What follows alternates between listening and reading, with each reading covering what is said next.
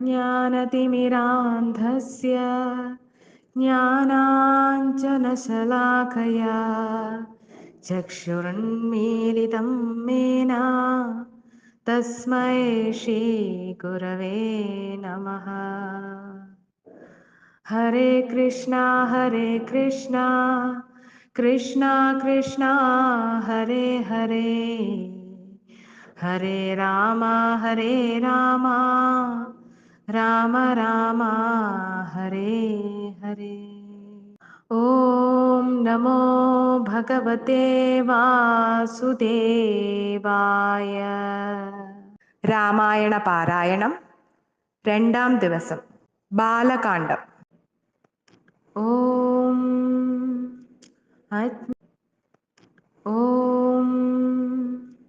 അജ്ഞാനതിമിരാന്ധസ്യ ജ്ഞാനാഞ്ജനശലാകയാ ചക്ഷുരുന്മീലിതം. ഓം അജ്ഞാനതിമിരാന്ധസ്യ ഓം അജ്ഞാനതിമിരാന്ധസ്യ ജ്ഞാനാ ഓം അജ്ഞാനതിമിരാന്ധ ഓം അജ്ഞാനതിമി ഓം അജ്ഞാനതിമിരാന്ധസ്യ ഓം അജ്ഞാനതിമിരാന്ധസ്യ ജ്ഞാനാഞ്ജനശ ഓം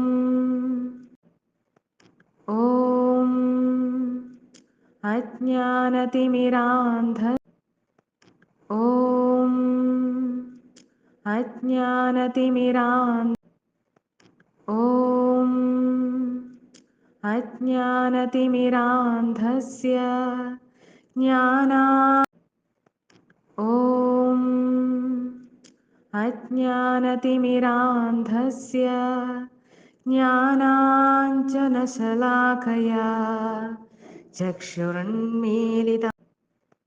ഓം അജ്ഞാനതിമിരാന്ധസ്യ ജ്ഞാനാഞ്ജനശലാകയാ ചക്ഷുർ.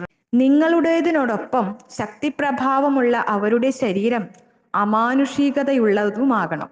ഈ ആജ്ഞ ശ്രവിച്ചതും ഇന്ദ്രൻ ബാലിയെയും സൂര്യൻ സുഗ്രീവനെയും സൃഷ്ടിച്ചു. ബൃഹസ്പതി താരയും കുബേരൻ ഗന്ധമാദനവും വിശ്വകർമാവ് നളനും അഗ്നിദേവൻ നീലനും അശ്വനീ കുമാരന്മാർ മൈതൻ ദ്വിപിതൻ എന്നിവരും ആയി പരിണമിച്ചു. വരുണൻ സുഷേണനായപ്പോൾ വായുദേവൻ ഹനുമാനെ സൃഷ്ടിച്ചു. ഇവർക്ക് പുറമെ ഭഗവാനെ സഹായിക്കുവാൻ 10,000 കുരങ്ങുകൾ ജന്മം കൊണ്ടു.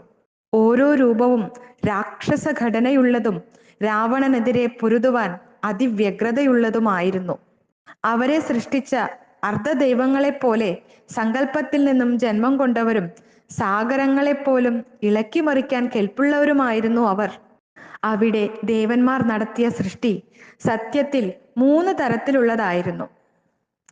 അതിനു മുൻപ് തന്നെ കരടികളുടെ രാജാവായ ജാമ്പവാൻ ബ്രഹ്മദേവൻ കോട്ടുവായിടുന്ന സമയത്ത് പുറത്തേക്ക് വന്നിട്ടുണ്ടായിരുന്നു.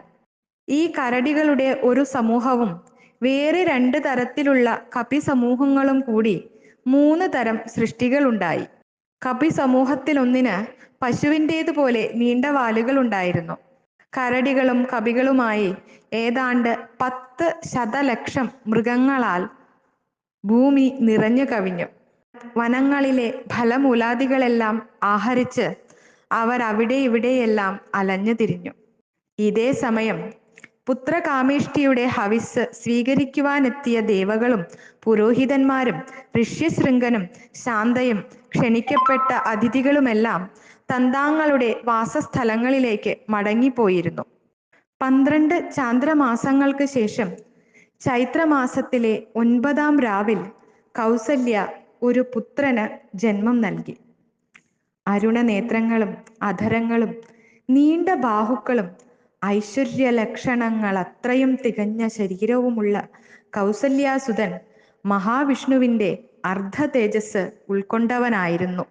അടുത്തതായി വിഷ്ണു ഭഗവാന്റെ 1/4 തേജസ് ഉൾക്കൊണ്ട് ഒരു പുത്രൻ കൈകേയിക്കും ജനിച്ചു. കൗസല്യാപുത്രന്റെ ജനനം കഴിഞ്ഞ് 2 ദിവസമായപ്പോൾ സുമിത്ര ഇരട്ടക്കുഞ്ഞുങ്ങൾക്ക് ജന്മം നൽകി. ഓരോ കുഞ്ഞും 1/8 വിഷ്ണു ചൈതന്യത്തിനുടമയായിരുന്നു. നവജാത ശിശുക്കൾ 4 രൂപസാദൃശ്യമുള്ളവരും അതീവ ബുദ്ധിശാലികളും കാഴ്ചക്കാരുടെ കണ്ണിലുണ്ണികളുമായിരുന്നു. ഇവരുടെ ജനന സമയത്ത് ആകാശത്ത് നിന്ന് ദേവകളുടെ പുഷ്പവൃഷ്ടിയും ദിവ്യ സംഗീതനാദവും ഉണ്ടായി. അയോധ്യ നിവാസികൾക്ക് അതൊരു ഉത്സവവേളയായി. ഗായകരും നർത്തകരും അഭിനേതാക്കളും ജനങ്ങളോടൊപ്പം തെരുവുകളിലേക്കിറങ്ങി ആനന്ദ നൃത്തം ചവിട്ടി രസിപ്പിക്കുകയും ചെയ്തു. കൗസല്യാസുതൻ പിറന്ന് 13-ാം നാൾ രാജഗുരുവായ വസിഷ്ഠമുനി നാമകരണ ചടങ്ങ് നിർവഹിച്ചു. അനുഗൃഹീതനായ വസിഷ്ഠമുനി കൗസല്യാതനയന് രാമനെന്നും കൈകേയി പുത്രന് ഭരതനെന്നും സൗമിത്രയന്മാർക്ക് ലക്ഷ്മണൻ, ശത്രുഘ്നൻ എന്നും പേര് വിളിച്ചു. അനന്തരം ആ ശിശുക്കൾക്ക് ശുദ്ധികർമ്മങ്ങൾ മുതൽ പവിത്രമായ പൂണുനൂൽ കർമ്മങ്ങൾ വരെയുള്ള സർവക്രിയകളും വസിഷ്ഠമുനി തന്നെ നിർവഹിച്ചു. വസിഷ്ഠന്റെ വിദഗ്ധ ശിക്ഷണത്തിൻ കീഴിൽ 4 വേദ വിശാരദന്മാരും വീരയോദ്ധാക്കളും സർവോപരി ദൈവീകമായ നന്മകളുടെ ഉറവിടവുമായി വളർന്നു വന്നു. രാമൻ സർവ വിഷയങ്ങളിലും തൻ്റെ സഹോദരന്മാരെ കവച്ചുവെച്ചു സാമർത്ഥ്യം പ്രകടമാക്കി. ന്യായമായും രാമൻ ദശരഥന്റെ കണ്ണിലുണ്ണിയായി തീർന്നു. കുട്ടിക്കാലം മുതൽക്ക് തന്നെ രാമനും ലക്ഷ്മണനും അന്യോന്യം ഗാഢമായി സ്നേഹിച്ചിരുന്നു. ലക്ഷ്മണനെ കൂടാതെ രാമന് ഊണും ഉറക്കവും ഉണ്ടായിരുന്നില്ല. രാമൻ വേട്ടയ്ക്ക് പോകുമ്പോൾ പോലും രാമനെ പിരിഞ്ഞു നിൽക്കാൻ ലക്ഷ്മണൻ ഒരുക്കമായിരുന്നില്ല. ഇണ പിരിയാത്ത ചങ്ങാതികളായിരുന്നു അവർ. ഇതേപോലൊരു ആത്മബന്ധമായിരുന്നു ഭരത ശത്രുഘ്നന്മാർ തമ്മിലും. അവരെയും വേർപിരിക്കാൻ ആർക്കും കഴിയുമായിരുന്നില്ല. വിദ്യാഭ്യാസം പൂർത്തിയായതും 4 മക്കളുടെയും വിവാഹം നടത്തുവാനുള്ള തിടുക്കത്തിലായി ദശരഥ മഹാരാജാവ്. പതിവ് പോലെ അദ്ദേഹം രാജഗുരു വസിഷ്ഠനുമായി അക്കാര്യം ചർച്ച ചെയ്തുകൊണ്ടിരിക്കവേ രാജർഷി വിശ്വാമിത്രൻ രാജകൊട്ടാരത്തിൽ ആഗതനായി. മഹാരാജാവും വസിഷ്ഠനും ആസനങ്ങളിൽ നിന്ന് എഴുന്നേറ്റ് ആദരപൂർവം മഹർഷിയെ എതിരേറ്റു. യോഗ്യമായ രീതിയിൽ അതിഥി പൂജ ചെയ്ത് ദശരഥൻ വിശ്വാമിത്രനെ രാജസഭയിലേക്ക് ആനയിച്ച് സുവർണ സിംഹാസനത്തിൽ ആസനസ്ഥനാക്കി. അനന്തരം വിനയാൻവിതനായി ദശരഥൻ ഇപ്രകാരം പറഞ്ഞു: അല്ലയോ മാമുനി ശ്രേഷ്ഠ, ജനന മരണാദി ചക്രങ്ങളെ തരണം ചെയ്യുവാൻ അങ്ങ് എടുത്തിരുന്ന കഠിന ശ്രമങ്ങളെല്ലാം വിജയപര്യവസായിയായെന്ന് നാം വിശ്വസിക്കുന്നു. സമ്മാനമായി അമൃത് കൈവന്ന പോലെയും കടുത്ത വരൾച്ചയ്ക്ക് ശേഷം വന്ന വർഷപാതം പോലെയും അനപത്യന് ലഭിച്ച പുത്രഭാഗ്യം പോലെയും നഷ്ടമായെന്ന് കരുതിയ നിധി വീണ്ടും ലഭിച്ചതുപോലെയും അങ്ങയുടെ ആഗമനം നമ്മിൽ വർദ്ധിച്ച ആഹ്ലാദത്തെ ഉളവാക്കിയിരിക്കുന്നു.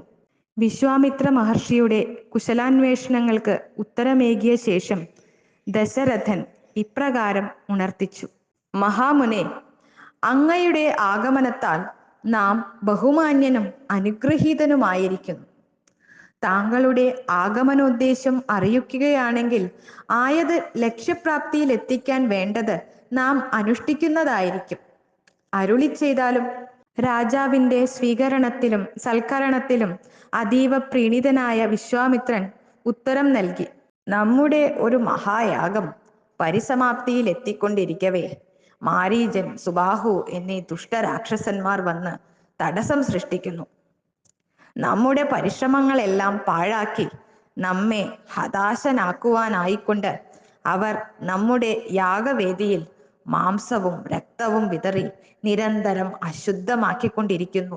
ഈ യാഗം നാം ശ്രേഷ്ഠമായി കൊണ്ടുപോകുവാൻ ആഗ്രഹിക്കുന്നു. ആ ദുഷ്ടരാക്ഷസന്മാരെ നിഷ്പ്രയാസം വധിക്കുവാൻ രാമന് സാധിക്കും. അക്കാര്യത്തിൽ നമുക്ക് യാതൊരു ശങ്കയുമില്ല. മഹാരാജാവേ, പുത്രവാത്സല്യം മൂലം അങ്ങ് നമ്മുടെ അപേക്ഷ നിരസിക്കരുത്. അതിന് പ്രത്യുപകാരമായി നാം താങ്കളുടെ മേൽ ധാരാളം അനുഗ്രഹാശിസ്സുകൾ വർഷിക്കുന്നതായിരിക്കും. രാമൻ തികച്ചും സുരക്ഷിതനായി താങ്കളുടെ പക്കൽ വന്നു ചേരും. പൂർണ്ണ വിശ്വാസത്തോടെ അങ്ങ് രാമനെ നമുക്കൊപ്പം അയക്കുക. വിശ്വാമിത്രന്റെ വാക്കുകൾ പുത്രവാത്സല്യം നിറഞ്ഞു കവിഞ്ഞൊഴുകുന്ന ദശരഥ ഹൃദയത്തെ കീറി മുറിച്ചു. അദ്ദേഹത്തിന്റെ ശരീരം തളർന്ന് വിറകൊള്ളുവാൻ ആരംഭിച്ചു. മുനി തന്റെ വാക്കുകൾ ഉപസംഹരിച്ചപ്പോഴേക്കും ദശരഥൻ അസ്തപ്രജ്ഞനായി സിംഹാസനത്തിൽ ഇരുന്നു പോയി. സ്വബോധം പെട്ടെന്ന് തന്നെ വീണ്ടെടുത്തുവെങ്കിലും രാമനെ പിരിയേണ്ടി വരുമെന്നതോർത്തതും വീണ്ടും മോഹാലസ്യത്തിലേക്ക് നീങ്ങി സിംഹാസനത്തിൽ നിന്ന് നിലം പതിക്കുകയാണുണ്ടായത്. ഏതാണ്ട് 1 മണിക്കൂറിനു ശേഷമാണ് അപ്രാവശ്യം അദ്ദേഹത്തിന് ബോധം തെളിഞ്ഞത്. തന്റെ മുന്നിലിരിക്കുന്ന വിശ്വാമിത്രനെ കണ്ടതും ദശരഥൻ യാചിക്കുവാൻ തുടങ്ങി. മഹാമുനി, മാമുനി ശ്രേഷ്ഠ, സർവരുടെയും അഭ്യുദയ കാംക്ഷിയാണ് താങ്കൾ. നമ്മുടെ പുത്രൻ രാമന് വെറും 16 വയസ്സ് മാത്രമേ തികഞ്ഞിട്ടുള്ളൂ. ആയോധനകല മുഴുവനായും പഠിച്ചു കഴിഞ്ഞിട്ടില്ല. യുദ്ധഭൂമി കണ്ട പരിചയം പോലുമില്ല. ഇത്രയേറെ അപര്യാപ്തതകളുള്ള നമ്മുടെ മകനെ കൊണ്ടുപോകരുതേ. പകരം നാം വലിയൊരു സൈന്യവുമായി അങ്ങയോടൊപ്പം വന്ന് ആ രാക്ഷസന്മാരെ നിഗ്രഹിച്ചു തരാം. അതല്ല, രാമൻ തീർച്ചയായും അങ്ങയോടൊപ്പം ഉണ്ടാവണമെന്നാകിൽ നമ്മയും നമ്മുടെ സൈന്യത്തെയും കൂടെ കൊണ്ടുപോകാൻ അനുവദിക്കുക. എല്ലാവർക്കും രാമന്റെ ഒപ്പം നിന്ന് യുദ്ധം ചെയ്യുവാനാകുമല്ലോ. പ്രിയമുനെ, നാം ഒരു വൃദ്ധനാണ്. രാമനെ പിരിഞ്ഞുള്ള ഒരു ജീവിതം നമുക്ക് അസാധ്യമാണ്. ദയവ് ചെയ്ത് ആ 2 രാക്ഷസന്മാരെ കുറിച്ചുള്ള വിവരങ്ങൾ നമുക്ക് തരിക. അവരുടെ സിദ്ധികളും മറ്റും എന്താണെന്നുള്ള ഒരു രൂപം നമുക്ക് കിട്ടേണ്ടതുണ്ട്. വിശ്വാമിത്രൻ മറുപടി പറഞ്ഞു. രാക്ഷസ രാജാവായ രാവണൻ ഈ വിശ്വത്തെ ആകമാനം അടിച്ചമർത്തുകയാണ്. ഒരു യാഗത്തിന് ഭ്രംശം വരുത്തുവാൻ സ്വയം കഴിവില്ലെങ്കിൽ ഈ രാക്ഷസന്മാരെ മാരീചൻ, സുബാഹു ഇവരെ അയച്ചാണ് ചെയ്യിക്കുക. രാവണനാമം ശ്രവിച്ചതും ദശരഥൻ ഒന്നുകൂടി ഭയചകിതനായി. ഇപ്രകാരം ഉര ചെയ്തു. രാവണനെതിരെ യുദ്ധം ചെയ്യുവാൻ ആരാലും സാധിക്കുകയില്ല. ആ രാക്ഷസന്മാരെ പോലും നമുക്കോ നമ്മുടെ മകനോ തോൽപ്പിക്കാൻ സാധിക്കുമെന്ന് നമുക്ക് ഉറപ്പില്ല. മഹർഷേ, അങ്ങയുടെ അഭ്യർത്ഥന അനുസരിക്കുവാൻ നമുക്ക് യാതൊരു നിർവാഹവുമില്ല. നമ്മുടെ മകനെ അങ്ങയോടൊപ്പം അയക്കുക എന്നത് നമുക്ക് ചിന്തനീയം പോലുമല്ല. ദുഃഖഭാരത്താൽ സമചിത്തത നഷ്ടപ്പെട്ട ദശരഥൻ പലതും പുലമ്പുകയുണ്ടായി. അഭ്യർത്ഥന നിരസിച്ചതിനു പുറമെ പുലമ്പലുകളും കൂടിയായപ്പോൾ മഹർഷിക്ക് അപമാനബോധമുണ്ടായി. ഉഗ്രകോപത്തോടെ വിശ്വാമിത്രൻ ആക്രോശിച്ചു. വിഡ്ഢിയായ രാജാവേ, അങ്ങയുടെ അഹങ്കാരം നിമിത്തം ഈ സാമ്രാജ്യം തന്നെ നശിക്കുവാനിടയാകും. നമ്മുടെ അഭ്യർത്ഥന സ്വീകരിക്കാമെന്ന് വാക്ക് തന്ന ശേഷം ഇപ്പോൾ അങ്ങ് പിൻവാങ്ങുന്നു. രഘുവംശത്തിൽ ഒരു ബ്രാഹ്മണനോട് ഇത്തരമൊരു അപരാധം ആരെങ്കിലും ചെയ്തതായി കേട്ടുകേൾവി പോലുമില്ല. ഉടനടി തന്നെ ശാപഗ്രസ്തമായ ഈ കൊട്ടാരം വിട്ട് നാം യാത്രയാകുന്നു. വിശ്വാമിത്രന്റെ ശരീരം കോപത്താൽ വിറകൊണ്ടു. അപ്പോൾ ഭൂമിയൊട്ടാകെ വിറയ്ക്കുകയും സ്വർഗത്തിലെ ദേവന്മാർ പോലും സംഭീതരാകുകയും ചെയ്തു. ഈ ഘട്ടത്തിൽ വസിഷ്ഠമുനി ദശരഥന്റെ സമീപത്ത് വേഗേന വന്ന് ഉപദേശിച്ചു. അല്ലയോ രാജാവേ, നമ്മുടെ വംശത്തിന്റെ പുണ്യം മുഴുവനും ഈ അധർമ്മക്രിയയിലൂടെ ഇല്ലായ്മ ചെയ്യരുത്. അങ്ങ് സ്വമേധയാ നൽകിയ സത്യവചനമനുസരിച്ച് ഇപ്പോൾ അവിടുത്തെ പുത്രനെ വിശ്വാമിത്രനോടൊപ്പം അയച്ചു തന്നെ തീരണം. ഭൂതകാലത്തിൽ വിശ്വാമിത്രൻ രാജാവായിരുന്നു.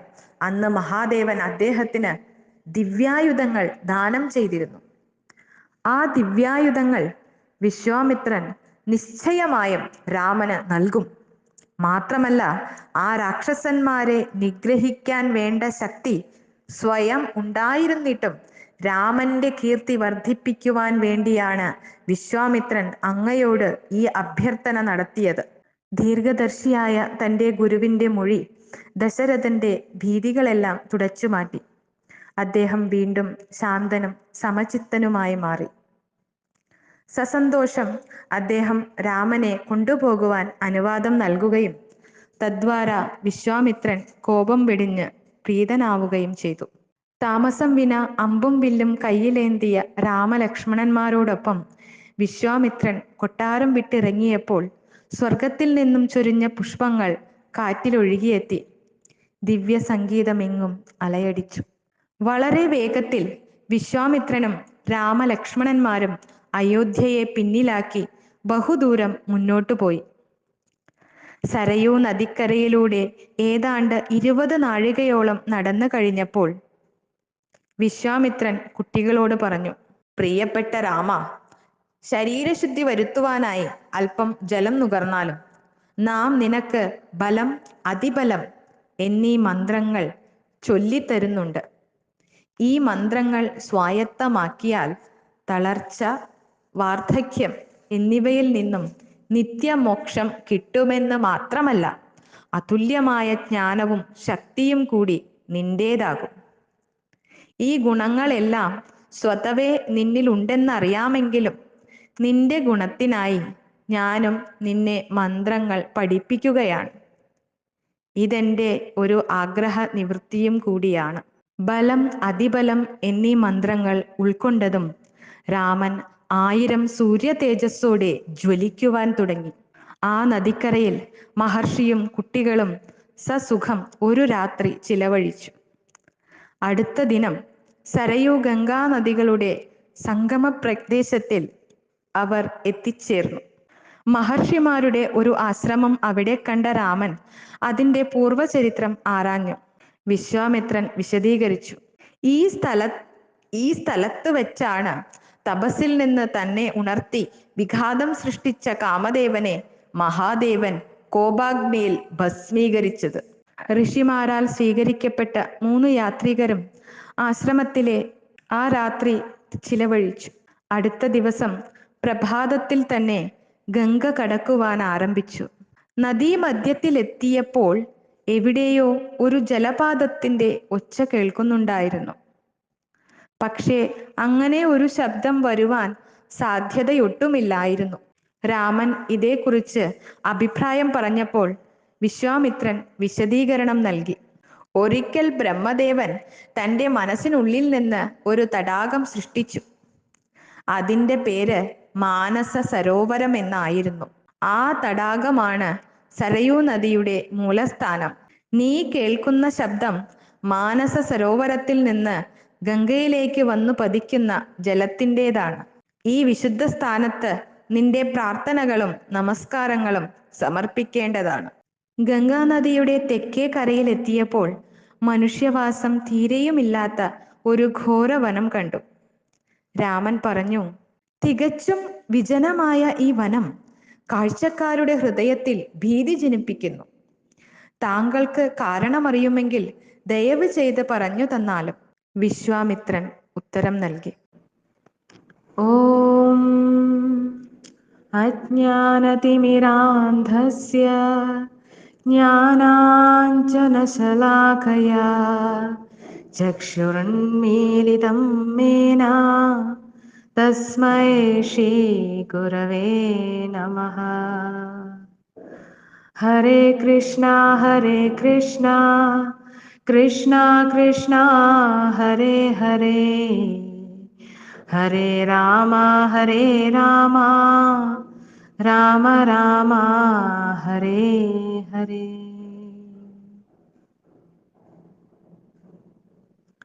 ഓം നമോ ഭഗവതേ വാ.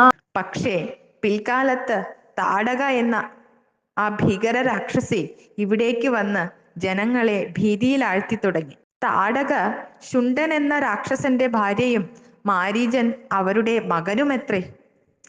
ആ മാരീചനെ വധിക്കുവാനാണ് നാം നിന്നെ ഇവിടേക്ക് കൂട്ടിക്കൊണ്ടുവന്നിരിക്കുന്നത്. താടകയുടെ ക്രൂരതകൾ സഹിക്കുവാനാകാതെ സർവമാനവരും ഇവിടം ഉപേക്ഷിച്ച് മറ്റെവിടെയോ പോയി. ആയതിനാലാണ് ഈ വനം വിജനമായി തീർന്നത്. പ്രിയ രാമ, നീ ഇന്ന് തന്നെ പ്രസ്തുത രാക്ഷസിയെ വധിച്ച് ഈ രാജ്യത്തിൻ്റെ കഷ്ടതകൾക്കൊക്കെ ഒരു അറുതി വരുത്തണം. ആ രാക്ഷസി ജീവിച്ചിരിക്കുന്നിടത്തോളം കാലം ഒരു മനുഷ്യനും ഈ വനത്തിൽ കാൽ വയ്ക്കുക പോലും സംശയമാണ്. താടക അത്രമേൽ ദുഷ്ടയാകയാൽ ആ സ്ത്രീയോട് കാണിക്കേണ്ട ദാക്ഷിണ്യം അവൾ അർഹിക്കുന്നില്ല. പുനഃ ഒരു സ്ത്രീയോട് കാണിക്കേണ്ട ദാക്ഷിണ്യം അവൾ അർഹിക്കുന്നില്ല. യാതൊരു സങ്കോചവും കൂടാതെ നീ അവളെ നിഗ്രഹിക്കുക. രാമൻ ഇപ്രകാരം മറുപടി പറഞ്ഞു. താങ്കൾ എൻ്റെ ഗുരുവാണ്. അതിനാൽ അങ്ങയുടെ ആജ്ഞയനുസരിക്കേണ്ടത് എൻ്റെ കടമയാകുന്നു. ഒപ്പം തന്നെ വില്ലിൻ്റെ ഞാൺ വലിച്ച് അസ്ത്രം തൊടുത്തപ്പോഴുണ്ടായ ഞാണൊലി 4 ദിക്കും പ്രതിധ്വനിയുണ്ടാക്കി. സർവജീവികളെയും ഭയവിഹ്വലരാക്കി.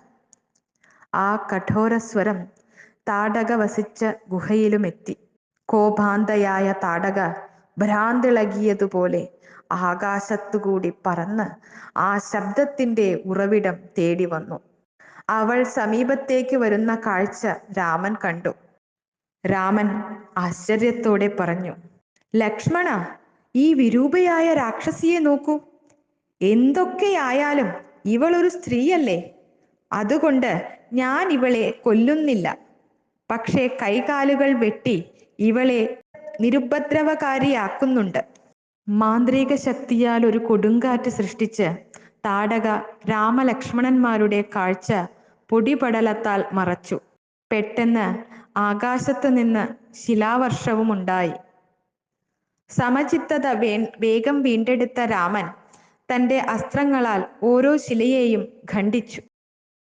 അനന്തരം അവളുടെ കൈകൾ അരിഞ്ഞു വീഴ്ത്തി. രാമന്റെ നിർദ്ദേശപ്രകാരം ലക്ഷ്മണൻ അവളുടെ കാതുകളും നാസാഗ്രവും ഛേദിച്ചു. കൂടുതലായി എന്തെങ്കിലും ചെയ്യുന്നതിന് മുമ്പ് അവൾ അന്തർധാനം ചെയ്തു. അരൂപിയായി നിന്നുകൊണ്ട് ശിലാവർഷം തുടർന്നു താടക. അപ്പോൾ വിശ്വാമിത്രൻ രാമനോട് ഉപദേശിച്ചു, സന്ധ്യാസമയത്ത് രാക്ഷസരുടെ ശക്തി അത്യധികം വർദ്ധിക്കും. നിന്റെ ദയാദാക്ഷിണ്യങ്ങൾ മാറ്റി താടകയെ ഇപ്പോൾ തന്നെ വധിക്കുക. അതനുസരിച്ച് രാമൻ ശരവർഷം ചൊരിയുവാൻ ആരംഭിച്ചു.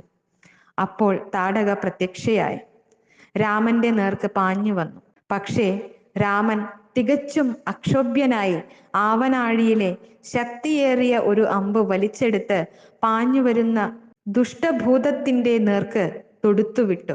ജ്വലിക്കുന്ന ആ ഒറ്റശരം താടകയുടെ നെഞ്ച് കുത്തിപ്പിളർന്നു.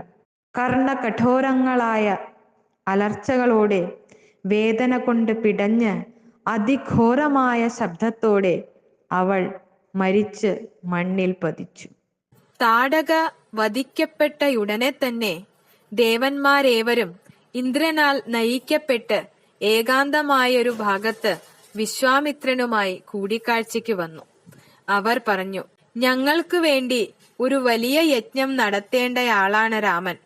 അതിനാൽ യാതൊരു ശങ്കയും കൂടാതെ അങ്ങ് രാമന് ദിവ്യാസ്ത്രങ്ങളെക്കുറിച്ചുള്ള എല്ലാ അറിവും പകർന്നു നൽകണം. ഉരുവിട്ട് തീർന്നതും ദേവന്മാർ അപ്രത്യക്ഷരായി. വിശ്വാമിത്രനും രാമലക്ഷ്മണന്മാരും സസന്തോഷം ആ രാത്രി അവിടെ താമസിച്ചു. അടുത്ത പ്രഭാതത്തിൽ വിശ്വാമിത്രൻ രാമന് ദിവ്യശസ്ത്രങ്ങളെക്കുറിച്ചുള്ള എല്ലാ അറിവും വേണ്ടുവോളം നൽകി. അവയെ പ്രത്യക്ഷപ്പെടുത്തുവാനുള്ള മന്ത്രങ്ങൾ ഉരുവിട്ട ഉടൻ തന്നെ അവ ഓരോന്നായി രാമന്റെ മുന്നിൽ വ്യക്തിരൂപത്തിൽ വന്നു നിന്നു. അവർ അറിയിച്ചു, രാമപ്രഭു, അവിടുത്തെ ആജ്ഞ എന്താണ്? എന്ത് സേവനമാണ് അടിയങ്ങൾ അവിടുത്തേക്കായി ചെയ്യേണ്ടത്? ഞാൻ മനസ്സിൽ ചിന്തിക്കുമ്പോഴേക്കും നിങ്ങൾ ഏവരും ദയാപൂർവം എന്റെ മുന്നിലെത്തണമെന്നാണ് എന്റെ അപേക്ഷ. ഇതായിരുന്നു രാമന്റെ മറുപടി. ദിവ്യശസ്ത്രങ്ങൾ പിരിഞ്ഞുപോയതും വിശ്വാമിത്രനും രാമലക്ഷ്മണന്മാരും അവരുടെ യാത്ര തുടർന്നു. ദിനാന്ത്യത്തിൽ അവർ വിശ്വാമിത്രന്റെ ആശ്രമത്തിൽ വന്നു ചേർന്നു. സിദ്ധാശ്രമം എന്നായിരുന്നു ആ ആശ്രമത്തിന്റെ നാമധേയം. ശിഷ്യഗണങ്ങൾ പുറത്തുവന്ന് വിശ്വാമിത്രനെയും രാമലക്ഷ്മണന്മാരെയും വരവേറ്റു. വിശ്വാമിത്രൻ പറഞ്ഞു, രാമ, ഈ സ്ഥലം വാമനദേവന്റെ അവതാരകാലത്ത് മഹാവിഷ്ണു തങ്ങിയിരുന്ന ഇടമാണ്. നീ മനുഷ്യരൂപമെടുത്ത മഹാവിഷ്ണുവാണ്. ഈ പുണ്യസ്ഥലത്തിന് ജനന മരണ ചക്രങ്ങളെ ഖണ്ഡിക്കുവാനുള്ള ശക്തിയുണ്ട്. ഇവിടം നിന്റെ സ്വന്തമാണെന്ന് കരുതുക. വിശ്വാമിത്രൻ യാഗത്തിനുള്ള ഒരുക്കങ്ങൾ തുടങ്ങിയപ്പോൾ രാമനും ലക്ഷ്മണനും തന്തങ്ങളുടെ അമ്പും വില്ലുമേന്തി യാഗശാലയ്ക്ക് കാവൽ നിന്നു. സംഭവരഹിതമായ 6 ദിനരാത്രങ്ങൾ നിദ്രാവിഹീനരായി അവർ കടത്തിവിട്ടു. സുപ്രധാനമായ 6ാം രാവിൽ സോമരസം പകർന്നെടുക്കേണ്ട സമയമായപ്പോൾ യാഗാഗ്നി ആളിക്കത്തി. രാക്ഷസന്മാരുടെ വരവിനെക്കുറിച്ചുള്ള ദുസ്സൂചനയായിരുന്നു അത്. അല്പനിമിഷങ്ങൾക്കുള്ളിൽ അതിഭയാനകമായ ഒരു ഇടിമുഴക്കത്തോടെ യാതൊരു മുന്നറിയിപ്പുമില്ലാതെ മാരീചൻ, സുബാഹു എന്നീ രാക്ഷസന്മാർ തങ്ങളുടെ കൂട്ടാളികളുമായി പറന്നിറങ്ങി വന്നു. ഇന്ദ്രജാലം, മായാജാലം തുടങ്ങി ശക്തികൾ ഉപയോഗിച്ച് അവർ യാഗവേദിയിലേക്ക് കുടം കണക്കിന് രക്തം, ചലം, മൂത്രം, മാംസം, അമേദ്യം എന്നിവ വർഷിക്കുവാൻ തുടങ്ങി. രാമൻ ലക്ഷ്മണനോട് പറഞ്ഞു, ലക്ഷ്മണ, ഞാൻ ഈ ദുഷ്ടരാക്ഷസന്മാരെ എന്റെ ആയുധപ്രയോഗത്താൽ തുരത്തിയോടിക്കും. അവരുടെ ആയുസ് ഇനിയും അവസാനിക്കാറായിട്ടില്ല. അതിനാൽ ഞാൻ അവരെ ഇപ്പോൾ നിഗ്രഹിക്കുന്നില്ല. ഇപ്രകാരം മൊഴിഞ്ഞ ശേഷം രാമൻ ഒരു അസ്ത്രം മാരീചനു നേരെ തൊടുത്തുവിട്ടു. മാറിൽ തറച്ച അസ്ത്രവുമായി മാരീചൻ ആഴിമധ്യേ പോയി വീണു ജീവനോടെ. അടുത്ത അമ്പിനാൽ രാമൻ സുബാഹുവിന്റെ മാർപിളർന്ന് ഭൂമിയിലേക്ക് വീഴ്ത്തി ജീവനില്ലാതെ. 3ാമത്തെ ദിവ്യാസ്ത്രം ആവാഹിച്ച് രാമൻ സർവരാക്ഷസന്മാരെയും ഒന്നിച്ച് തുരത്തിയോടിച്ചു. അങ്ങനെ ആ പ്രദേശം വീണ്ടും ശാന്തമായി. സിദ്ധാശ്രമവാസികളായ മഹർഷിമാരേവരും വന്ന് രാമചന്ദ്രപ്രഭുവിനെ അഭിനന്ദിച്ചു. ആ സായാഹ്നത്തിൽ യജ്ഞം വിജയകരമായി സമാപിക്കുകയും ചെയ്തു. പ്രഭാതത്തിൽ രാമൻ ഋഷിമാരെ സമീപിച്ച് അന്വേഷിച്ചു, അല്ലയോ ബ്രാഹ്മണരെ, ആശ്രമപ്രാന്തം രാക്ഷസ ശല്യത്തിൽ നിന്ന് മോചിതമായ സ്ഥിതിക്ക് ഇനി എന്തെങ്കിലും സേവനം ഞങ്ങൾ ചെയ്യേണ്ടതായിട്ടുണ്ടോ? വിശ്വാമിത്രന്റെ നിർദ്ദേശാനുസരണം ബ്രാഹ്മണർ പറഞ്ഞു, ഞങ്ങൾ മിഥില രാജ്യത്തിലേക്ക് യാത്രയാവുകയാണ്. അവിടുത്തെ മഹാരാജാവ് ജനകൻ ഒരു മഹത്തായ യജ്ഞം നടത്തുന്നു. ഞങ്ങൾ അതിൽ പങ്കെടുക്കുവാൻ ആഗ്രഹിക്കുന്നു. നിങ്ങൾ 2 സഹോദരന്മാരും ഞങ്ങളുടെയൊപ്പം കൂടുക. അവിടെ യജ്ഞവേദിയിൽ അത്ഭുതകരമായ ഒരു ശൈവചാപമുണ്ട്. പരമശിവൻ ദേവന്മാർക്കു നൽകിയ ആ വില്ല് അവർ മിഥിലാപുരിയുടെ പൂർവകാല രാജാവായ ദേവവ്രതന് സമ്മാനിച്ചു. ദേവകൾക്ക് പോലും കൈകാര്യം ചെയ്യാനാവാത്ത ഈ വില്ലിനെ മനുഷ്യന്മാർ എന്തു ചെയ്യാനാണ്?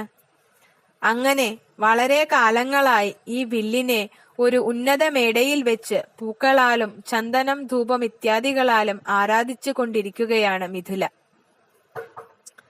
രാമൻ സാമോദം ബ്രാഹ്മണർക്കൊപ്പം പോകുവാൻ ഒരുങ്ങി. ഉടൻ തന്നെ ഒരു വലിയ വണ്ടിയും 100ഓളം ചെറിയ വണ്ടികളും യാത്രയ്ക്ക് സജ്ജമായി. യാഗത്തിനാവശ്യമായ സാധന സാമഗ്രികളായിരുന്നു വണ്ടികളിൽ നിറയെ.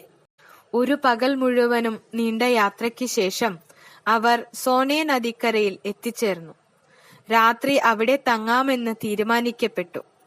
രാമലക്ഷ്മണന്മാർ വിശ്വാമിത്ര മഹർഷിയുമായി നല്ലൊരു സൗഹൃദ ബന്ധം സ്ഥാപിച്ചു കഴിഞ്ഞിരുന്നു.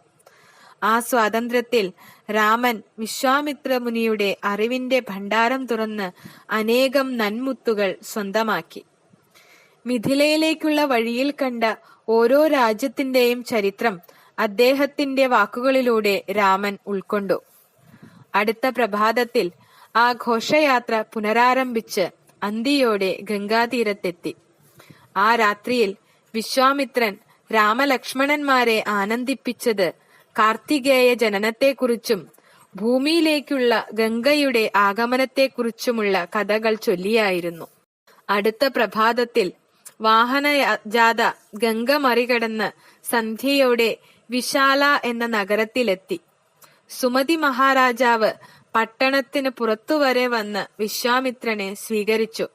അന്നു രാത്രി അദ്ദേഹത്തിന്റെ ആതിഥ്യം സ്വീകരിക്കണമെന്ന് അപേക്ഷിക്കുകയും ചെയ്തു. അടുത്ത പകൽ യാത്ര തുടർന്ന് അന്ന് തന്നെ അവർ മഹാരാജാവ് ജനകന്റെ മിഥില സാമ്രാജ്യത്തിന്റെ അതിരുകളിൽ എത്തിച്ചേരുകയും ചെയ്തു. അവിടെ ഒരു പഴകിയ ഏകാന്ത ആശ്രമം കണ്ട രാമൻ അതിനെക്കുറിച്ച് വിശ്വാമിത്രനോട് ആരാഞ്ഞപ്പോൾ അദ്ദേഹത്തിന്റെ വിശദീകരണം ഇപ്രകാരമായിരുന്നു. ഭാര്യ അഹല്യയുമൊത്ത് സന്യാസവൃത്തി ശീലിച്ചിരുന്ന ഗൗതമമുനിയുടെ ആശ്രമമാണിത്. അദ്ദേഹമാണ് ഈ ആശ്രമത്തിന്റെ സ്ഥാപകൻ. ആ കഥ വിശ്വാമിത്രൻ ഇപ്രകാരം വിസ്തരിച്ചു. ഗൗതമമുനി ആശ്രമത്തിലില്ലെന്നറിഞ്ഞുകൊണ്ട് തന്നെ ഇന്ദ്രൻ ഒരു ദിവസം ഗൗതമമുനിയെപ്പോലെ ആൾമാറാട്ടം നടത്തി ആശ്രമത്തിനുള്ളിൽ വന്നു. മുനിപത്നിയോട് ഇന്ദ്രൻ പറഞ്ഞു, മൈഥുന സുഖം ആഗ്രഹിക്കുന്നവർ പ്രജനന ദിനത്തിനായി കാത്തു നിൽക്കാറില്ല. അല്ലയോ സുന്ദരി, നിന്നോടിണചേരുവാൻ ആഗ്രഹിക്കുന്ന എന്നെ നീ ഹതാശനാക്കരുത്. അഹല്യയ്ക്ക് ആ പുരുഷൻ ഗൗതമനായി വേഷം മാറി വന്ന ഇന്ദ്രനാണെന്ന കാര്യത്തിൽ യാതൊരു സംശയവും ഉണ്ടായിരുന്നില്ല. എങ്കിലും ഇന്ദ്രനോട് കാമാവേശം തോന്നിയതിനാൽ അഹല്യ ഇന്ദ്രന്റെ ആഗ്രഹത്തിന് എതിരു നിന്നില്ല. അങ്ങനെ അവർ ഇണചേർന്നു. ആഗ്രഹപൂരണത്തിനു ശേഷം അഹല്യ ഇന്ദ്രനോട് യാചിച്ചു, ഇന്ദ്ര, ദയവ് ചെയ്ത് എന്റെ ഭർത്താവിന്റെ കോപത്തിൽ നിന്ന് നമ്മെ രണ്ടുപേരെയും രക്ഷിക്കുക. ഇന്ദ്രൻ മറുപടി നൽകി, ഭയം വേണ്ട. ആരെങ്കിലും കാണുന്നതിനു മുമ്പ് നാം ഇവിടം വിട്ടു പോയേക്കാം. പക്ഷേ ഭയവിഹ്വലനായ ഇന്ദ്രൻ രക്ഷപ്പെടുന്നതിനു മുൻപേ ഗൗതമൻ നദിയിലെ കുളി കഴിഞ്ഞ് മടങ്ങിയെത്തി. അപമാന ഭാരത്താൽ കുനിഞ്ഞ തലയുമായി വേഷപ്രച്ഛന്നനായി നിൽക്കുന്ന ഇന്ദ്രനെ കണ്ട നിമിഷം തന്നെ ഗൗതമൻ ഇന്ദ്രൻ ചെയ്ത തെറ്റിന്റെ ഗൗരവം മനസ്സിലാക്കി. ഉഗ്രകോപത്തോടെ അദ്ദേഹം ഇന്ദ്രനെ ശപിച്ചു. കാമാസക്തി പൂണ്ട വിഡ്ഢി, ഈ മ്ലേച്ഛ പ്രവൃത്തിക്കുള്ള ശിക്ഷയായി നിന്റെ പുരുഷത്വം നശിച്ചു പോകട്ടെ. ശാപം ഉരുവിട്ട അതേ നിമിഷം ഇന്ദ്രന്റെ വൃഷണങ്ങൾ രണ്ടും കൊഴിഞ്ഞു വീണു. ആശ്രമത്തിനുള്ളിലേക്ക് പോയ ഗൗതമൻ ഭാര്യയെയും ശപിച്ചു. പതിതയായ നീ ഇന്നു മുതൽ അരൂപിയായി ഒറ്റപ്പെട്ട് ഈ ആശ്രമത്തിനുള്ളിൽ ഏകാന്തവാസം അനുഷ്ഠിക്കുക. ആഹാരമോ ജലപാനമോ എടുക്കുവാനാകാതെ ചാമ്പൽ കിടക്കിയിൽ കിടന്ന് കഷ്ടപ്പെടുക. വിദൂര ഭാവിയിൽ ഒരു ദിനം രാമൻ ഇവിടെ വരും. രാമനെ സൽക്കരിക്കുന്ന മാത്രയിൽ നിനക്ക് ശാപമോക്ഷം ലഭിക്കും. കാമാസക്തിയിൽ നിന്ന് മോചിതയാകുമ്പോൾ നീ വീണ്ടും എന്റെ പത്നിയായി മാറും. ഇത്രയും ഉച്ചരിച്ച ശേഷം ഗൗതമമുനി നേരെ ഹിമാലയത്തിലേക്ക് യാത്രയായി. ആ നേരത്ത് സ്വർഗത്തിലെത്തിയ ദേവേന്ദ്രൻ ദേവകളെ അറിയിച്ചു, എന്റെ ദേവലോകാധിപ സ്ഥാനം തട്ടിയെടുക്കാനായി ഗൗതമമുനി നടത്തിയ ശ്രമങ്ങളൊക്കെയും ഞാൻ തട്ടിത്തെറിപ്പിച്ചു. പക്ഷേ അദ്ദേഹത്തിന്റെ കോപവും ശാപവും എന്റെ വൃഷണങ്ങളെ ഇല്ലായ്മ ചെയ്തു. ആയതിനാൽ എപ്രകാരമെങ്കിലും നിങ്ങൾ എന്റെ പുരുഷത്വം വീണ്ടെടുത്ത് തരിക തന്നെ വേണം. ഇന്ദ്രന്റെ അഭ്യർത്ഥന മാനിച്ച് ദേവകൾ ഒരു മുട്ടനാടിന്റെ വൃഷണങ്ങൾ ഛേദിച്ചെടുത്ത് ഇന്ദ്രന്റെ ദേഹത്തിൽ തുന്നിപ്പിടിപ്പിച്ചു. കഥയുടെ അന്ത്യത്തിൽ വിശ്വാമിത്രൻ രാമനോട് പറഞ്ഞു, അല്ലയോ രാമ, ഇപ്പോൾ നമുക്ക് ഗൗതമ ആശ്രമത്തിനുള്ളിൽ പോകാം. അങ്ങനെ നിനക്ക് അഹല്യാമോക്ഷം സാധ്യതമാക്കാം. രാമൻ ആശ്രമത്തിനുള്ളിൽ പ്രവേശിച്ച ക്ഷണം അരൂപിയായ അഹല്യയ്ക്ക് പൂർവ്വരൂപം മടക്കി കിട്ടി. അഹല്യ ദിവ്യപ്രഭ ചൊരിഞ്ഞു നിന്നപ്പോൾ രാമനും ലക്ഷ്മണനും അഹല്യയുടെ പാദങ്ങൾ തൊട്ടുവന്ദിച്ച് ആദരിച്ചു. അഹല്യയാകട്ടെ രാമലക്ഷ്മണന്മാരെയും വിശ്വാമിത്രനെയും സ്വീകരിച്ച് എല്ലാവിധ ആതിഥ്യ മര്യാദകളും അവർക്കേകി. അഹല്യാമോക്ഷത്തെ തുടർന്ന് സ്വർഗത്തിൽ നിന്ന് പുഷ്പവർഷമുണ്ടായി. ദിവ്യ ദുന്ദുഭിനാദത്താൽ അന്തരീക്ഷം മുഖരിതമായി. തത്സമയം ഗൗതമമുനി ആഗതനായി ഭാര്യയെ വീണ്ടും സ്വീകരിച്ചു. എന്നിട്ട് അദ്ദേഹം വർദ്ധിച്ച ബഹുമാനത്തോടെ രാമലക്ഷ്മണന്മാരെ വണങ്ങി നിന്നു. അതിനുശേഷം വിശ്വാമിത്രൻ രാമലക്ഷ്മണന്മാരെ കൂട്ടി ജനക മഹാരാജാവിന്റെ യാഗശലങ്ങളിൽ പ്രവേശിച്ചു. ലോകത്തിന്റെ നാനാഭാഗത്തു നിന്നും വന്നെത്തിയ ആയിരം ബ്രാഹ്മണന്മാരെ അവിടെ കണ്ട ശ്രീരാമൻ ആഹ്ലാദവാനായി. എല്ലാത്തരം അതിഥികൾക്കും അവരുടെ നിലയ്ക്ക് അനുയോജ്യമായ താമസ സൗകര്യങ്ങൾ ഒരുക്കിയിട്ടുണ്ടായിരുന്നു. മഹായജ്ഞത്തിനുള്ള ഒരുക്കങ്ങളും വേണ്ടവിധം നടക്കുന്നുണ്ടായിരുന്നു. വിശ്വാമിത്രന്റെ ആഗമനമറിഞ്ഞ ഉടൻ തന്നെ ദ്രുതഗതിയിൽ ജനകൻ അവിടെ വന്ന് അദ്ദേഹത്തിനെ വന്ദിച്ചു. മഹർഷിമാരുടെ മുൻനിരയിൽ വിശ്വാമിത്രനെ ആസനസ്ഥനാക്കിയതിനു ശേഷം ജനക മഹാരാജൻ ഇപ്രകാരം അറിയിച്ചു: ഈ യാഗം പൂർണ്ണമാകുമ്പോൾ 12 ദിനങ്ങൾ കടന്നുപോയിട്ടുണ്ടാവും. യജ്ഞാന്ത്യത്തിൽ ഹവിസ്സ് സ്വീകരിക്കുവാൻ ദേവന്മാർ പ്രത്യക്ഷപ്പെടും. പക്ഷെ ദൈവങ്ങൾ മനുഷ്യരൂപം ധരിച്ചതുപോലുള്ള ഈ മഹത് വ്യക്തികൾ ആരാണെന്ന് ദയവ് ചെയ്ത് പറഞ്ഞു തരിക. വിശ്വാമിത്രൻ ഉത്തരമേകി: ഈ യുവാക്കൾ രാമൻ, ലക്ഷ്മണൻ എന്നീ നാമധാരികളായ ദശരഥ പുത്രന്മാരാണ്. നമ്മുടെ യാഗങ്ങൾക്ക് വിഘാതം സൃഷ്ടിച്ച രാക്ഷസ കുലത്തെ നശിപ്പിക്കുവാനായി നാം ഇവരെ അയോധ്യയിൽ നിന്ന് നമ്മുടെ ആശ്രമത്തിലേക്ക് കൊണ്ടുവരികയാണുണ്ടായത്. താങ്കൾ ഇത്രയും കാലം വർദ്ധിച്ച ശ്രദ്ധയോടും ഭക്തിയോടും ആരാധിച്ചിരുന്ന അത്ഭുതകരമായ ആ വില്ല് ഒന്ന് കാണുവാനുള്ള ആഗ്രഹത്തോടെയാണ് അവർ ഇപ്പോൾ ഇവിടെ വന്നിരിക്കുന്നത്. അതിഥികളെല്ലാം ഉപവിഷ്ടരായി. അപ്പോൾ ഗൗതമമുനിയുടെ ജ്യേഷ്ഠപുത്രൻ ശതാനന്ദൻ, ജനക മഹാരാജാവിന്റെ പ്രധാന പുരോഹിതൻ, തന്റെ മാതാവിന് രാമൻ മോക്ഷം നൽകിയ കഥ ചൊല്ലുവാൻ വിശ്വാമിത്രനോട് അപേക്ഷിച്ചു. ആ കഥ വിസ്തരിച്ചു ചൊല്ലുവാൻ വിശ്വാമിത്രന് സന്തോഷമായിരുന്നു. അതിനുശേഷം വിശ്വാമിത്രന്റെ ജീവിതകഥ സവിസ്തരം ശതാനന്ദനും വർണ്ണിച്ചു.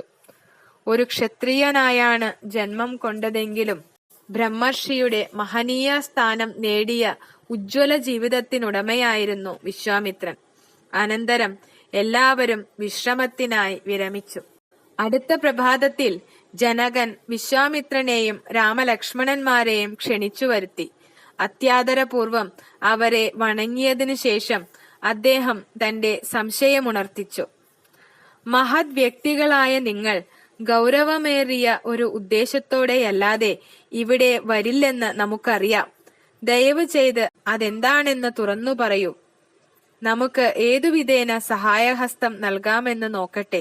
ഒരു പുഞ്ചിരിയോടെ വിശ്വാമിത്രൻ മൊഴിഞ്ഞു: താങ്കളുടെ കുടുംബത്തിൽ കാലാകാലങ്ങളായി ആരാധിച്ചു വരുന്ന ദിവ്യശസ്ത്രം കാണുവാൻ വേണ്ടി മാത്രമാണ് ഇവർ ആഗതരായിരിക്കുന്നത്. ജനക മഹാരാജാവ് ദിവ്യമായ ആ വില്ലിന്റെ ചരിത്രം വിശദീകരിച്ചു. യുഗങ്ങൾക്ക് മുമ്പ് മഹാദേവൻ ഈ വില്ലുപയോഗിച്ച് ദക്ഷയാഗത്തെ നശിപ്പിച്ചു. തനിക്ക് ലഭിക്കേണ്ട യജ്ഞവിഹിതം നിഷേധിക്കപ്പെട്ടതിനെ തുടർന്ന് മഹാദേവൻ ഈ വില്ലെടുത്ത് ദേവന്മാർക്ക് നേരെ കുലച്ചു. സംഭവങ്ങളുടെ ഗൗരവം മനസ്സിലാക്കിയ ദേവകൾ ശിവനെ ശാന്തനാക്കുന്നതിൽ വിജയിച്ചു. ശാന്തനായ ശിവൻ വില്ല് ദേവകൾക്ക് സമ്മാനിച്ചു. പിൽക്കാലത്ത് അത് ദേവകൾ നമ്മുടെ പൂർവികർക്ക് കൊടുത്തു. നിമി മഹാരാജാവിന്റെ ജ്യേഷ്ഠപുത്രനായ ദേവവ്രതന് അവർ അത് സമ്മാനമായി നൽകി. വില്ലിന്റെ കഥ ഉപസംഹരിച്ച ശേഷം ജനകൻ മകളുടെ വിശേഷങ്ങളിലേക്ക് കടന്നു. ഒരു ദിനം സ്വർണക്കലപ്പ കൊണ്ട് യാഗഭൂമി നിരപ്പാക്കിക്കൊണ്ടിരുന്നപ്പോൾ നമ്മെ ആശ്ചര്യസ്തബ്ധനാക്കിക്കൊണ്ട് ഉഴവുചാലിൽ കിടന്ന ഒരു പെൺകുട്ടി നമ്മുടെ കണ്ണിൽപ്പെട്ടു. നാം അവൾക്ക് ഉഴവുചാൽ എന്നർത്ഥമുള്ള സീത എന്ന പേര് നൽകി. അവളെ നമ്മുടെ ദത്തുപുത്രിയായി വളർത്തുവാനും തുടങ്ങി. സീത വളരെ വേഗം വളർന്ന് പ്രായപൂർത്തിയടഞ്ഞു. അനേകം രാജകുമാരന്മാർ അവളെ സ്വന്തമാക്കുവാൻ ആഗ്രഹിച്ചു. അവരോടെല്ലാം നാം പറഞ്ഞു: ഭൂമിയുടെ ഗർഭപാത്രത്തിൽ നിന്ന് ജനിച്ച അസാധാരണ വ്യക്തിത്വമുള്ള സീതയ്ക്ക് ഏറ്റവും വീരശൂര പരാക്രമിയായ ഒരു വരനെയാണ് വേണ്ടതെന്ന്. എന്ത് തരം ശൗര്യമാണ് പ്രതീക്ഷിക്കുന്നതെന്ന് അവർ ചോദിച്ചു. ആ വില്ലെടുത്ത് കുലയ്ക്കുന്നവനാണ് സീതയുടെ കരം പിടിക്കുവാൻ അർഹനെന്ന് അവർക്ക് ആ ദിവ്യവില്ല് കാട്ടിക്കൊടുത്തുകൊണ്ട് നാം പറഞ്ഞു. ഏറിയ പങ്ക് രാജകുമാരന്മാർക്കും ആ വില്ല് എടുത്തു നിർത്തുവാൻ പോലും സാധിച്ചില്ല. പിന്നെയല്ലേ വളയ്ക്കുന്നതും കുലയ്ക്കുന്നതും. പക്ഷേ ഈ പരാജയം വിവാഹാഭ്യർത്ഥനയുമായി വന്ന രാജകുമാരന്മാരെ അപമാനിതരും ക്രുദ്ധരുമാക്കി. അവരെല്ലാവരും ഒന്നുചേർന്ന് മിഥിലയെ ആക്രമിച്ചു. ഒരു ഘോര യുദ്ധം തന്നെയുണ്ടായി. 12 മാസം നീണ്ടുനിന്ന യുദ്ധത്തിനൊടുവിൽ നമ്മുടെ സൈന്യം പതറിത്തുടങ്ങിയപ്പോൾ ദേവതകളെ ആവാഹിച്ച് നാം സഹായം പ്രാർത്ഥിച്ചു. നമ്മുടെ പ്രാർത്ഥന ചെവിക്കൊണ്ട ദേവന്മാർ ഒരു സൈന്യത്തെ സ്വർഗത്തിൽ നിന്ന് അയച്ചു തന്നു. അവരെ കണ്ട മാത്രയിൽ ശത്രുക്കൾ പലായനം ചെയ്തു. വില്ല് ദർശിക്കുന്നതിന് അത്യുത്സാഹിയായിരിക്കുന്ന രാമന് അത് സാധ്യമാക്കാം. വില്ല് കൊലയ്ക്കുവാൻ രാമന് സാധിക്കുന്ന പക്ഷം നമ്മുടെ സുന്ദരിമണിയായ മകൾ സീതയെ നാം സസന്തോഷം രാമന് നൽകുന്നതായിരിക്കും. ജനക മഹാരാജാവിന്റെ ആജ്ഞപ്രകാരം 500 ശക്തന്മാരായ ഭടന്മാർ ഒരു ഭീമാകാരമായ പേടകത്തിനുള്ളിൽ അടച്ച് 8 ചക്രങ്ങളോടുകൂടിയ ഒരു വാഹനത്തിനുമേൽ വയ്ക്കപ്പെട്ട വില്ലിനെ വലിച്ചു കൊണ്ടുവരുന്നത് കാണുമാറായി. വാഹനം അവരുടെ മുന്നിലെത്തിയപ്പോൾ വിശ്വാമിത്രൻ രാമനോട് പേടകം തുറക്കുവാൻ ആവശ്യപ്പെട്ടു. ആയിരക്കണക്കിന് ആളുകൾ സകൗതുകം നോക്കി നിൽക്കുന്നുണ്ടായിരുന്നു. രാമൻ ആരാധനാഭാവത്തോടെ വില്ല് നല്ലവണ്ണം നോക്കിക്കണ്ടു. ജനകൻ മുന്നറിയിപ്പു നൽകി. ദേവന്മാർ, ദുർദേവതകൾ, രാക്ഷസർ, യക്ഷന്മാർ, ഗന്ധർവന്മാർ, നാഗന്മാർ തുടങ്ങിയവർക്കൊന്നും തന്നെ അനക്കുവാൻ പോലും കഴിയാത്ത ഈ വില്ല് കേവലം ഒരു മനുഷ്യന് എന്ത് ചെയ്യാനാവും? എങ്കിലും നിരാശനാകാതെ രാമൻ സ്വന്തം ഇടതുകൈ വില്ലിന്റെ മധ്യഭാഗത്തു വെച്ചു. എല്ലാ ജനങ്ങളും നോക്കി നിൽക്കെ നിഷ്പ്രയാസം പേടകത്തിനുള്ളിൽ നിന്നും വില്ലിനെ ഉയർത്തിയെടുത്തു. കാഴ്ചക്കാരെ അതിശയിപ്പിച്ചുകൊണ്ട് രാമൻ ഞാൻ വലിച്ചു കെട്ടിയെന്ന് മാത്രമല്ല, അമാനുഷിക ബലത്തോടെ വില്ലിനെ വളയ്ക്കുവാനും തുടങ്ങി. ഒരു ഇടിമുഴക്കത്തോടെ ആ ദിവ്യായുധം മധ്യഭാഗത്ത് വെച്ച് 2ആയി ഒടിഞ്ഞു വീണു. ഒരു പർവ്വതം 2ആയി പിളരുമ്പോൾ എന്ന പോലെയുള്ള ഘോരനാദമാണുണ്ടായത്. അത് ശ്രവിച്ച കാണികൾ മോഹാലസ്യപ്പെട്ട് നിലത്ത് വീണുപോയി. വിശ്വാമിത്രൻ, ജനകൻ, രാമൻ, ലക്ഷ്മണൻ എന്നിവർ മാത്രമാണ് മനസാന്നിധ്യത്തോടെ അത് കണ്ടു നിന്നത്. തുടർന്ന് ജനകൻ സീതാരാമന്മാരുടെ വിവാഹത്തിന് ക്ഷണിക്കാനായി ദൂതന്മാരെ അയോധ്യയിലേക്ക് അയക്കുവാൻ വിശ്വാമിത്രനെ അറിയിച്ചു. 3 ദിവസത്തെ യാത്രയ്ക്ക് ശേഷമാണ് ദൂതന്മാർ അയോധ്യയിൽ എത്തിച്ചേർന്നത്. രാമൻ സീതയെ നേടിയ വീരകഥ ദൂതന്മാരിൽ നിന്നും കേട്ടറിഞ്ഞ ദശരഥൻ ആനന്ദപരവശനായി. വസിഷ്ഠൻ, വാമദേവൻ എന്നിവരുമായി ആലോചന നടത്തിയതിനു ശേഷം അടുത്ത പുലർച്ചയ്ക്ക് തന്നെ ഒരു സംഘം പുരോഹിതരും ധാരാളം സമ്പത്തും ഒരു വലിയ സൈന്യവുമായി ദശരഥൻ മിഥിലയിലേക്ക് യാത്ര പുറപ്പെട്ടു. 4 ദിനം നീണ്ട യാത്രയ്ക്ക് ശേഷം അവർ മിഥിലാ സാമ്രാജ്യത്തിന്റെ അതിർത്തിയിലെത്തി. ആമോദത്തോടുകൂടി ജനക മഹാരാജാവ് അവരെ സ്വാഗതം ചെയ്ത് രാജകീയ സ്വീകരണം നൽകി. പുത്രന്മാരുമായി കൂടിക്കാഴ്ച നടത്തിയതിനു ശേഷം ദശരഥ മഹാരാജാവ് ഒരു തീരുമാനത്തിലെത്തി. അതിനനുസരിച്ച് വിവാഹത്തിന്റെ ഒരുക്കങ്ങൾ അടുത്ത പ്രഭാതത്തിൽ തന്നെ തുടങ്ങിവെച്ചു. ഒരു ശുഭമുഹൂർത്തത്തിൽ അടുത്ത ദിവസം എല്ലാ അംഗങ്ങളും കൂടിച്ചേർന്ന സഭയിൽ വെച്ച് ദശരഥ മഹാരാജാവ് തന്റെ വംശത്തിന്റെ ചരിത്രം വസിഷ്ഠ മുനിയെക്കൊണ്ട് സവിസ്തരം വർണ്ണിപ്പിച്ചു. ജനക മഹാരാജാവ് അത് മുഴുവനും സശ്രദ്ധം ശ്രവിച്ചു. തദനന്തരം വിശ്വാമിത്രൻ ജനകനോട് അദ്ദേഹത്തിന്റെ പുത്രിമാരായ സീത, ഊർമിള എന്നിവരെ യഥാക്രമം രാമനും ലക്ഷ്മണനും പാണിഗ്രഹണം ചെയ്തു കൊടുക്കണമെന്ന് സമ്പ്രദായപ്രകാരം ആവശ്യപ്പെട്ടു, അപേക്ഷിച്ചു. മറുപടി പറയവേ ജനകൻ ആദ്യം സ്വന്തം രാജവംശത്തിന്റെ ചരിത്രം മുഴുവനും വിസ്തരിച്ച ശേഷം തന്റെ പെൺമകളെ ദശരഥപുത്രന്മാർക്ക് നൽകുവാൻ പൂർണ്ണ സമ്മതമാണെന്ന് സമ്പ്രദായപ്രകാരം അറിയിച്ചു.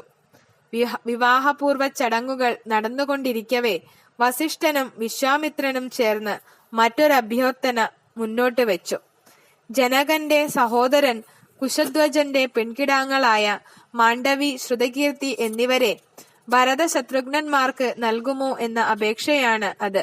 ജനക മഹാരാജാവ് അതീവ സന്തുഷ്ടനായി സമ്മതമറിയിച്ചപ്പോൾ 3 ദിവസങ്ങൾക്ക് ശേഷം വരുന്ന ഒരു ശുഭമുഹൂർത്തത്തിൽ ആ മംഗല്യവും ഉറപ്പിക്കപ്പെട്ടു. നിശ്ചയിക്കപ്പെട്ട സുദിനത്തിൽ, വിജയ എന്ന ശുഭമുഹൂർത്തത്തിൽ വസിഷ്ഠ മഹർഷി ജനകനെ സമീപിച്ച് ഇപ്രകാരം പറഞ്ഞു: കോസല രാജാവ് തന്റെ 4 പുത്രന്മാരുമായി പുറത്തു കാത്തു നിൽക്കുന്നു. അവർക്ക് കന്യാദാനം ചെയ്യേണ്ടത് ആരാണ്? ശുഭമുഹൂർത്തത്തിൽ തന്നെ കന്യാദാനം നടക്കട്ടെ. ദശരഥ മഹാരാജാവ് കേൾക്കെ ജനക മഹാരാജാവ് മറുപടിയോതി, സ്വന്തം ഗൃഹത്തിലേക്ക് പ്രവേശിക്കുവാൻ ആരുടെ അനുവാദമാണ് നമ്മുടെ രാജകീയ അതിഥി കാത്തു നിൽക്കുന്നത്? ഈ മിഥിലാ സാമ്രാജ്യം പോലും അദ്ദേഹത്തിന് അവകാശപ്പെട്ടതായി എന്നാണ് നാം കരുതുന്നത്. 4 രാജകുമാരന്മാരും ഉള്ളിലേക്ക് വരട്ടെ, വിവാഹ ചടങ്ങുകൾ ആരംഭിക്കട്ടെ. അത് കേട്ട് ദശരഥൻ തന്റെ പുത്രന്മാരെ ഹോമകുണ്ഡം തയ്യാറാക്കിയ വേദിയിലേക്ക് നയിച്ചു. ചന്ദനലേപം, പുഷ്പങ്ങൾ, കുടങ്ങളിൽ നട്ട ചെടികൾ, കുന്തിരിക്കം നിറച്ച കലശങ്ങൾ, ധാന്യകലശങ്ങൾ, മഞ്ഞൾ കലശങ്ങൾ, മറ്റ് ശുഭകാര്യ വസ്തുക്കൾ എന്നിവയാൽ സുന്ദരമായി അലങ്കരിക്കപ്പെട്ട ആ ഹോമകുണ്ഡം ഒരുക്കിയത് വസിഷ്ഠമുനിയായിരുന്നു. എല്ലാ ഒരുക്കങ്ങളും പൂർത്തിയായപ്പോൾ വസിഷ്ഠമുനി ഹോമകുണ്ഡത്തിൽ അഗ്നി ജ്വലിപ്പിച്ചു. ബ്രാഹ്മണർ മന്ത്രങ്ങൾ ഉരുവിടുവാൻ തുടങ്ങി. ജനക മഹാരാജാവ് സീതയെ ഹോമവേദിയിലേക്ക് ആനയിച്ച് രാമന്റെ സമീപം ആസനസ്ഥയാക്കി. വികാരത്താൽ വിറയ്ക്കുന്ന സ്വരത്തിൽ ജനക മഹാരാജാവ് രാമനോട് പറഞ്ഞു, അല്ലയോ ശ്രേഷ്ഠനായ രാജകുമാര, ഇവളാണ് നമ്മളുടെ പുത്രി സീത. ഇവളെ പാണിഗ്രഹണം ചെയ്ത് ജീവിത പങ്കാളിയായി സ്വീകരിച്ചാലും എല്ലാ സദ്ഗുണങ്ങളുടെയും ഉറവിടമായ ഇവൾ എന്നെന്നും താങ്കളോട് കടപ്പെട്ടവളായിരിക്കും. അങ്ങയുടെ സ്വന്തം നിഴൽ പോലെ വിശ്വസ്തയുമായിരിക്കും. സ്വർഗത്തിൽ നിന്ന് പുഷ്പവൃഷ്ടിയുണ്ടായി, ദിവ്യദുന്ദുഭിനാദമുണ്ടായി. ആ അതിശുഭവേളയിൽ ജനകൻ സീതയുടെ ഐശ്വര്യദേവതയായ ലക്ഷ്മിയുടെ കരം രാമന്റെ പ്രപഞ്ചനാഥന്റെ കരത്തിൽ ചേർത്തുവെച്ചു. തത്സമയം അങ്ങ് ദൂരെ സ്വർഗത്തിൽ ഗന്ധർവന്മാരുടെ സംഗീതത്തിനൊത്ത് അപ്സരസ്സുകൾ ആനന്ദ നൃത്തം ചവിട്ടുകയായിരുന്നു. അടുത്തതായി ഊർമിളയുടെ കരം ലക്ഷ്മണനും, മാണ്ഡവിയുടെ കരം ഭരതനും, ശ്രുതകീർത്തിയുടെ കരം ശത്രുഘ്നനും നൽകി. ജനകൻ കൃതാർത്ഥനായി. 4 സഹോദരന്മാരും ഭാര്യാസമേതരായി ഹോമകുണ്ഡത്തെ വലയം വെച്ചു 3 വട്ടം. അനന്തരം ജനകനെയും മഹർഷിയെയും വലം വെച്ചു. സീതയെ ധർമ്മപത്നിയായി ലഭിച്ചതിൽ രാമൻ അത്യാഹ്ലാദവാനായിരുന്നു. സൗന്ദര്യത്തിന്റെയും സൗശീല്യത്തിന്റെയും ഇരിപ്പിടമായിരുന്നു അവൾ. സീതയും അന്നുവരെ അറിഞ്ഞിട്ടില്ലാത്ത സന്തോഷം അനുഭവിക്കുകയായിരുന്നു. പ്രാണനാഥനും സർവഗുണസമ്പന്നനുമായ രാമനെ സ്വന്തമായി കിട്ടിയതിൽ അവൾ അങ്ങേയറ്റം സന്തോഷവതിയായിരുന്നു. അന്യോന്യം സമർപ്പിക്കപ്പെട്ട ഹൃദയങ്ങളുമായി രാമനും സീതയും തേജോബിംബങ്ങളായി ജ്വലിച്ചു, ലക്ഷ്മി സമേതനായ വിഷ്ണുവിനെ പോലെ. ഹരേ കൃഷ്ണ കൃഷ്ണ കൃഷ്ണ ഹരേ ഹരേ, ഹരേ രാമ രാമ രാമ ഹരേ ഹരേ. നാളെ നമുക്ക് വിവാഹവേദിയിൽ ഭഗവാൻ പരശുരാമൻ ആഗതനാകുന്നതും അതിനുശേഷം നടക്കുന്ന രാമ പരശുരാമ സംവാദവും